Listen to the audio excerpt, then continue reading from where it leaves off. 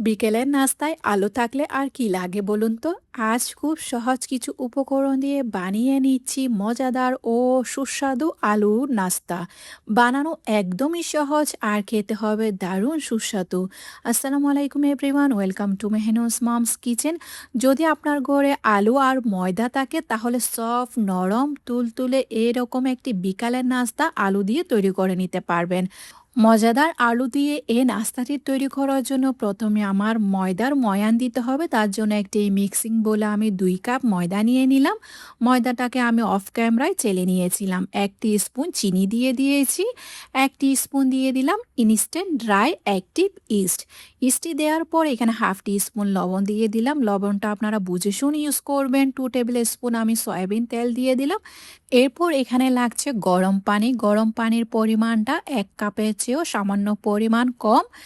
1 কাপের 3 ভাগ আমি গরম পানি দিয়ে দিয়েছি। তারপর এখানে বিটার মেশিনে যে হুকটা রয়েছে ডো তৈরি করার হুক, ওই হুকটা দিয়ে আমি একটি সফট ডো তৈরি করে নিয়েছি। যদি আপনাদের পরিমাণে আরেকটু পানি লাগে তাহলে পানি দিয়ে দিবেন। তবে 1 কাপের চেয়েও সামান্য পরিমাণ কম আমার পানি লেগেছে 2 কাপ ময়দার জন্য।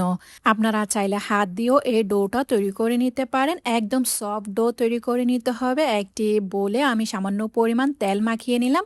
ডোটা দিয়ে দিয়েছি, উপর দিয়ে সামান্য পরিমাণ তেল লাগিয়ে নিলাম যেন উপরটা ড্রাই না হয়। এবার গরম জায়গায় রেস্টে রাখবো 1 ঘন্টার জন্য।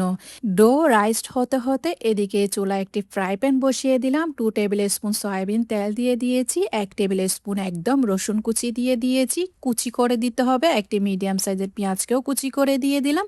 পেঁয়াজটাকে হালকা একটু তেলের মধ্যে বেজে নিতে হবে। পেঁয়াজটি হালকা একটু নরম হয়ে আসলে জালের জন্য এখানে দিয়ে দিলাম আমি 2টি কাঁচামরিচ কুচি। জালটা আপনারা পছন্দ অনুযায়ী নিয়ে নেবেন। 1/2 টি স্পুন লবণ দিয়ে দিয়েছি।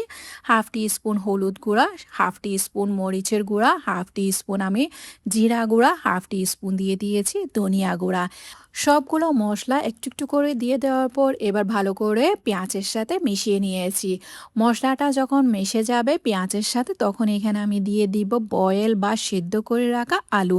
এখানে আমি 3টি মিডিয়াম সাইজের সেদ্ধ করে রাখা আলুকে ভালো করে ম্যাশ করে দিয়ে দিয়েছি। তারপর এখানে আরেকটু সুস্বাদু করার জন্য 1/2 টি spoon chaat masala, 2 table spoon আমি ফ্রেশ ধনেপাতা কুচি দিয়ে দিলাম, 1 টেবিল স্পুন ফ্রেশ লেবুর রস দিয়ে দিয়েছি। এবার সবগুলো ভালো করে মিশিয়ে নিতে হবে। আলুটাকে মশলার সাথে ভালো করে মিশাতে মিশাতে আপনাদের কাছে আমার একটাই রিকোয়েস্ট, আমার রেসিপি যদি আপনাদের কাছে ভালো লেগে থাকে তাহলে ফ্রেন্ডস অ্যান্ড ফ্যামিলির সাথে অবশ্যই শেয়ার করবেন। লাইক কমেন্ট সাবস্ক্রাইব করতে একদমই ভুলবেন না। আর আমার ফেসবুক পেজটাকে অবশ্যই ফলো করে দিয়ে যাবেন।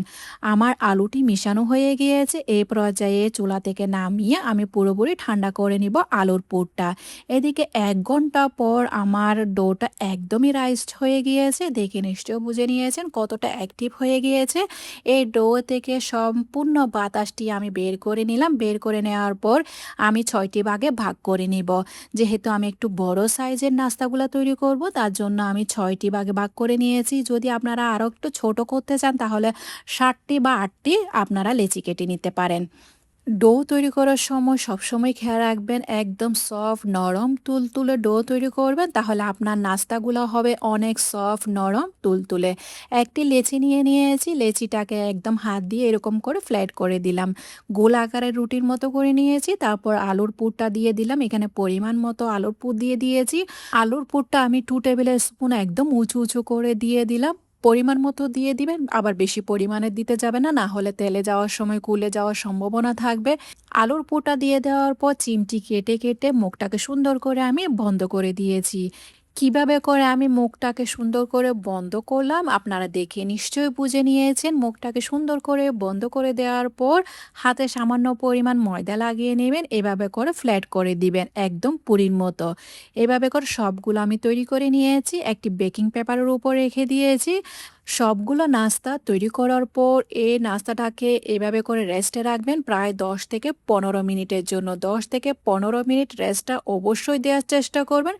15-20 মিনিট যখন রেস্টে দিবেন তখন দেখবেন নাস্তাটা হালকা একটু ফুলে গিয়েছে বা অ্যাক্টিভ হয়ে গিয়েছে। তখন কি করবেন আপনারা এই নাস্তাগুলো তেলে দেওয়ার জন্য একদম চুলার আঁচ লো করে দিবেন। তেলটাকে হালকা একটু গরম করে নিবেন। তারপর তেলের মধ্যে সুন্দর করে উল্টে পাল্টে নাস্তাটাকে ভেজে নিবেন। চুলার আঁচ মিডিয়াম টু লো করে দিবেন। তারপর আস্তে, আস্তে সুন্দর করে আপনার পছন্দ মতো কালারটি যখন চলে আসবে গোল্ডেন ব্রাউন হয়ে আসলে তেলের মধ্যে থেকে উঠিয়ে একটি স্ট্রেনারে রেখে দিবেন তেলটি সম্পূর্ণভাবে ঝরে যাওয়ার জন্য। এভাবে করে আমি ৬টি নাস্তা তেল থেকে ভেজে উঠিয়ে নিয়েছি। মাশাআল্লাহ দেখতে অনেক সুন্দর হয়েছে, খেতে হয়েছে অনেক সুস্বাদু। আপনারা চাইলে দই বা গ্রিন চাটনি, টমেটো চাটনি দিয়ে আপনারা এই নাস্তাটি পরিবেশন করে নিতে পারেন। অনেক সফট হয়েছে। এভাবে করে একবার হলেও আপনারা নাস্তাটি তৈরি করে খাবেন আর আমাকে কমেন্টে জানাবেন কেমন হয়েছে। আশা করছি আমার রেসিপি আপনাদের কাছে সহজ আর ভালো লেগেছে। আজকে তাহলে এ পর্যন্ত। দেখা হচ্ছে নতুন আরেকটি রেসিপি নিয়ে। সেই পর্যন্ত ভালো থাকবেন, সুস্থ থাকবেন, আমার জন্য দোয়া করবেন।